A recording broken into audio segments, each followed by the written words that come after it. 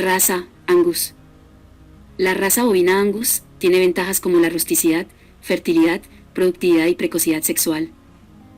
Tiene buena habilidad materna, excelente rendimiento en canal, es capaz de buscar forrajes para su alimentación en condiciones complicadas, es una raza originalmente mocha. Es una raza muy resistente a enfermedades. Es una raza productora de carne por excelencia, es voluminoso, de tamaño moderado y no muy largo, ancho y de buena profundidad. Tiene contornos redondeados y musculosos. En la garganta no posee papada y no acumula grasa debajo de la piel. Las patas son bien separadas y aplomadas, posee huesos sólidos, el color del pelaje puede ser negro o colorado, dependiendo de la variedad, la piel es de un espesor mediano a fino, pelo fino, tupido y corto.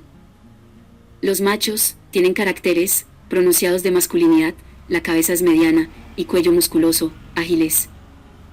Las hembras Angus poseen el cuello más fino y la cabeza es más alargada, tienen buena habilidad materna, excelente desarrollo, buena amplitud y dirección del sacro y cadera. Buen desarrollo en pezones y ure, de esqueleto es más liviano que en los machos. Los terneros Angus al nacer son livianos y pesan alrededor de los 30 y 40 kilos, poseen una buena ganancia de peso. Las características principales de la raza Angus.